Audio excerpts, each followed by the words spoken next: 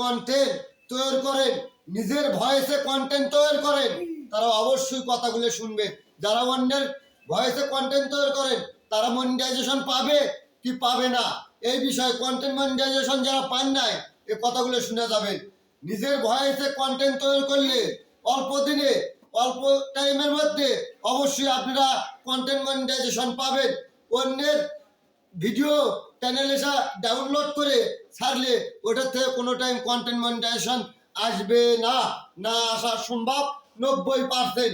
কেননা নিজের ভয়েসে, নিজের কথায়, নিজের এতে ট্যালেন্টে কন্টেন্ট তৈরি করবেন। নিজের ট্যালেন্টে যতগুলো কন্টেন্ট তৈরি করবেন সম্পূর্ণ কন্টেন্ট আপনার ইনশাআল্লাহ ফেসবুক নিজে টেনে নেবে।